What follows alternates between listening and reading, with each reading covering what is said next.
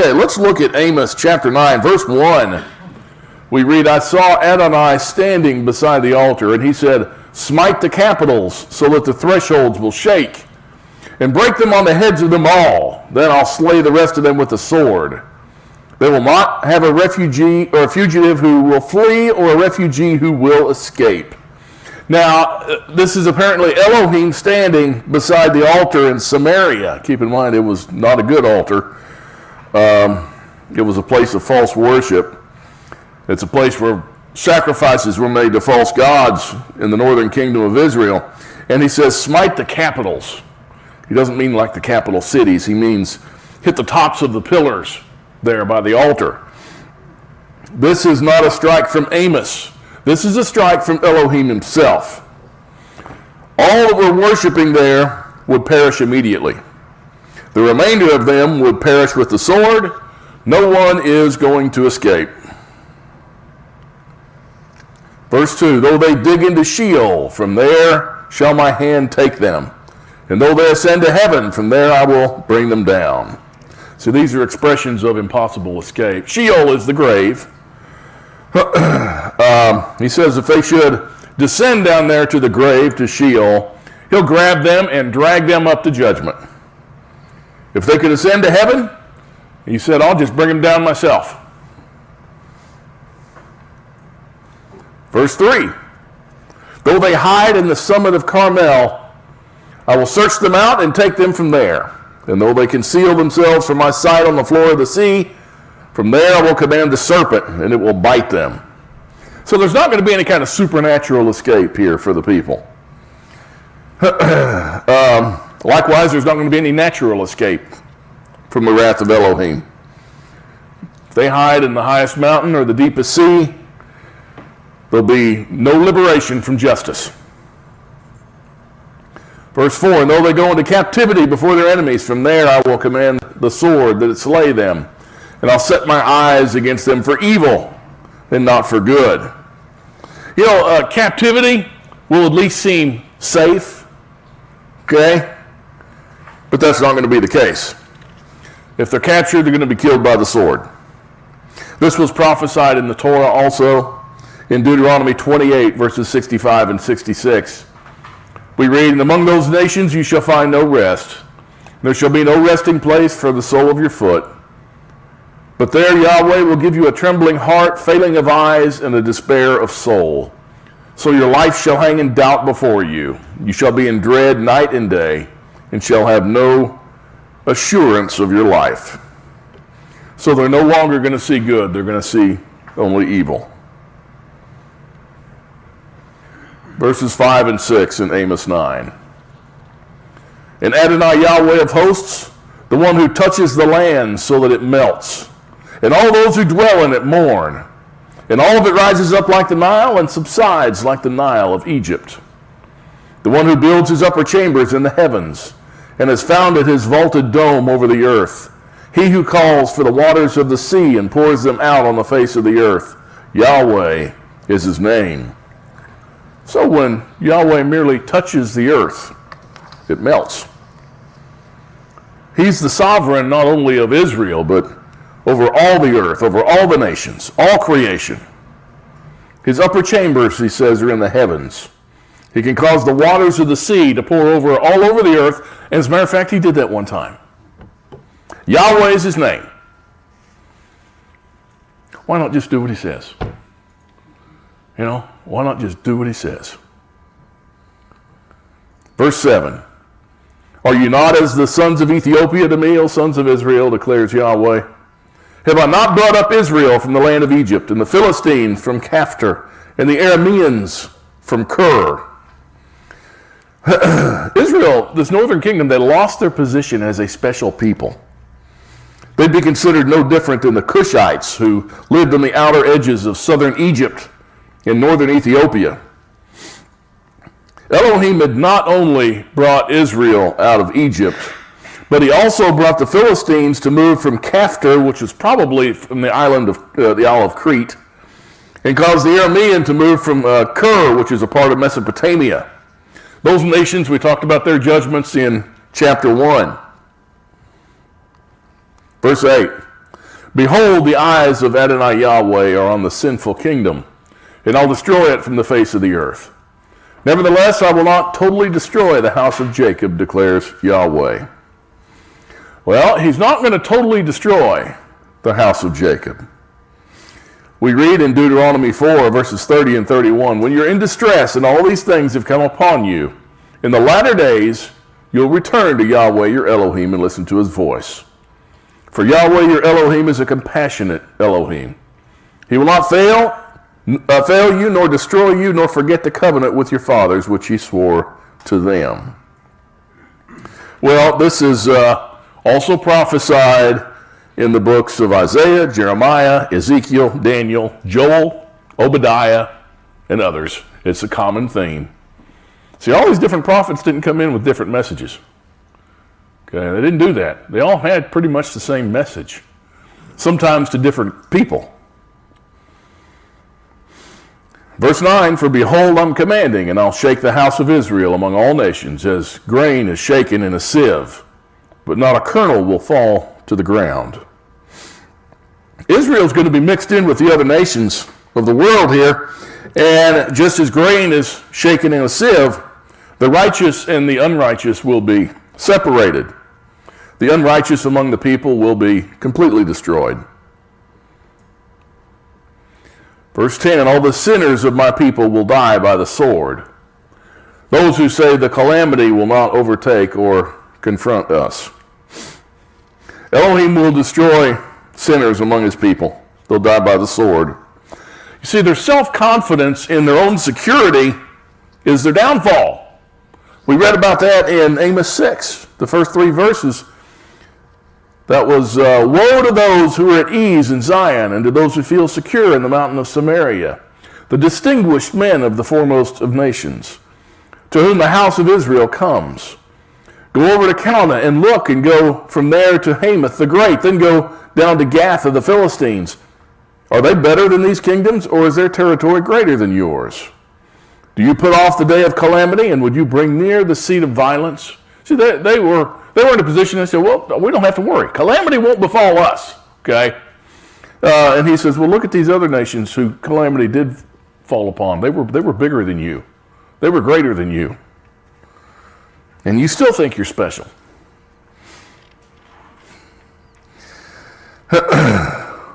Verses 11 and 12. In that day, well, here we're going back to it. Now, our pronouncement of judgment here in Amos is over. His message here now is going to finish up just a few verses here with a little bit of hope. Verses 11 and 12. In that day I will raise up the fallen booth of David and wall up its breaches. I will also raise up its ruins and rebuild it as in the days of old, that they may possess the remnant of Edom, and all the nations who are called by my name, declares Yahweh who does this. It's a messianic pronouncement. It is spoken of in many parts of Scripture. Amos talks about the throne of David, and he proclaims how it will reign over Edom, and it'll reign over all the earth. Edom here is, who was Edom? Where did he come from? But remember? Whose name was changed to reference Edom? Esau. It was Esau. You see here, Edom, think Esau. Who was Esau? He was the twin brother of Jacob.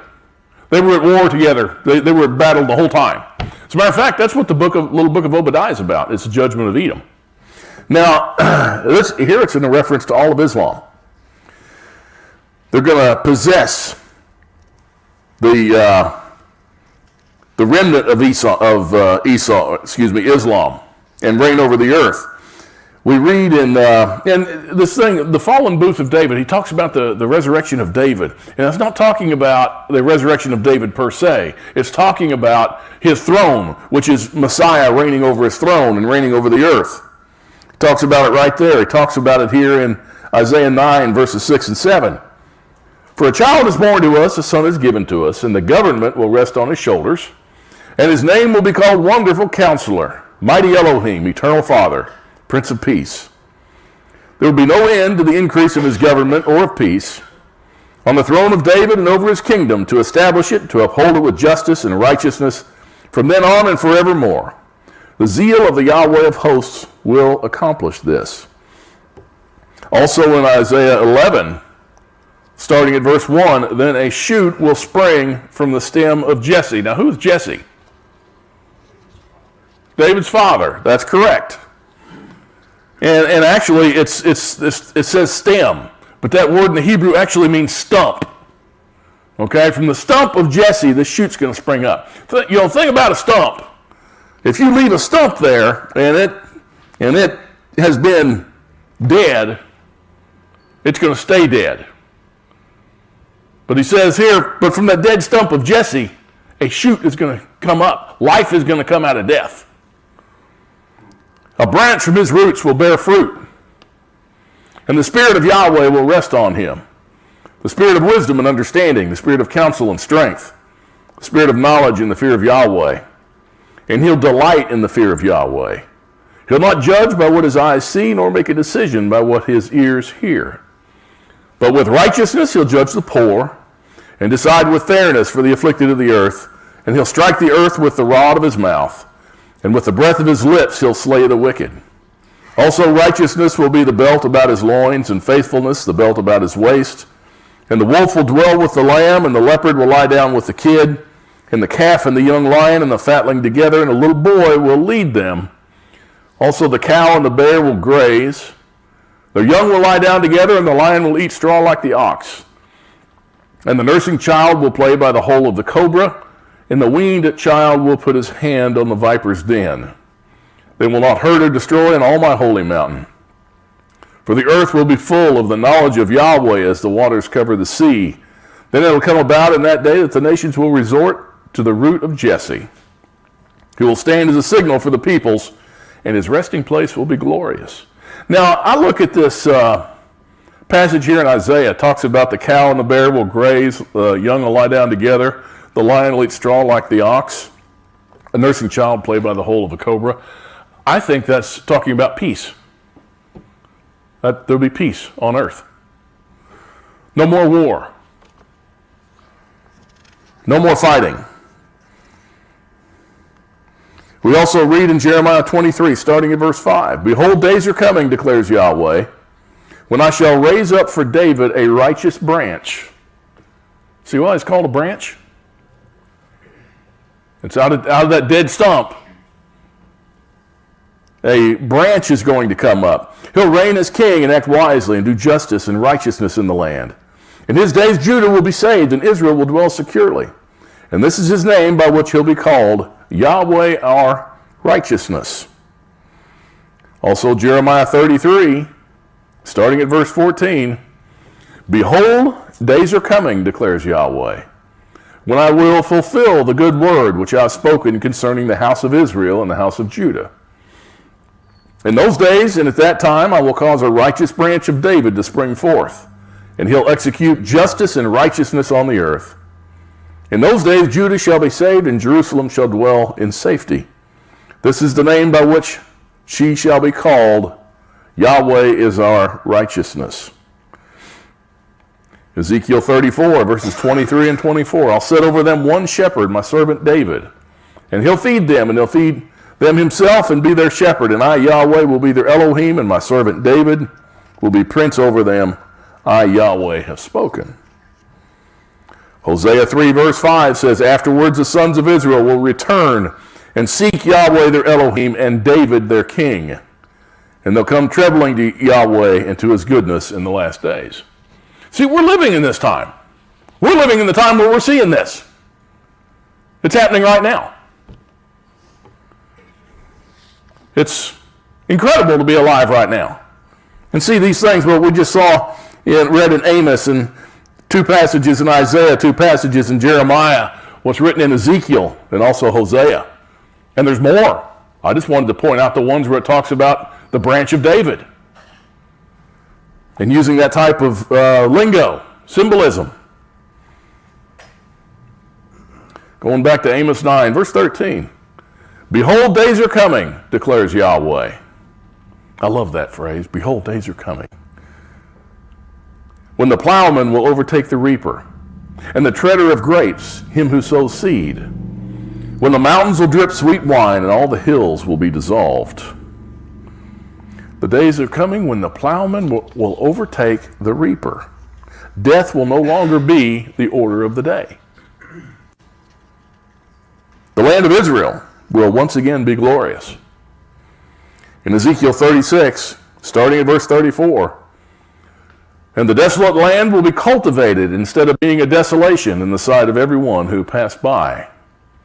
And they'll say, this desolate land has become like the Garden of Eden, and the waste, desolate, and ruined cities are fortified and inhabited.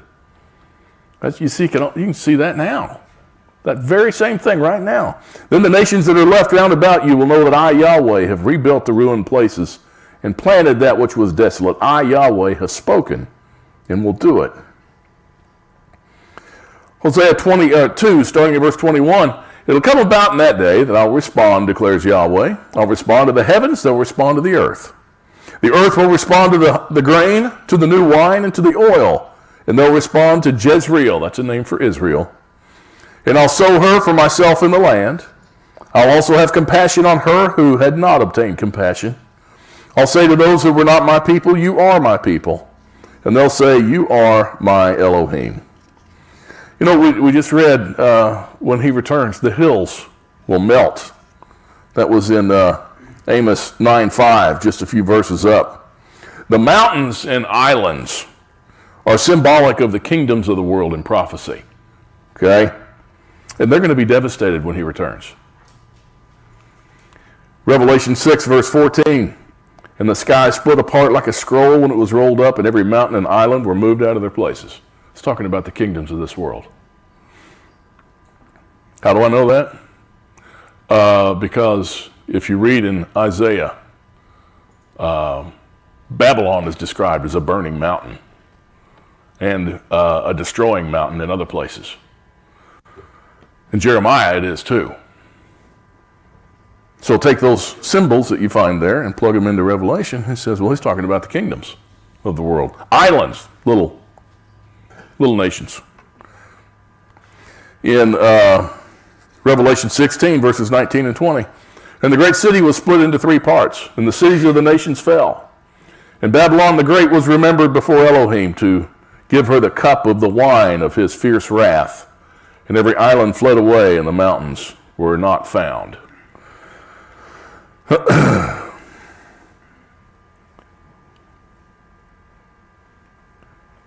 Am I missing a verse? Am I missing verse 14?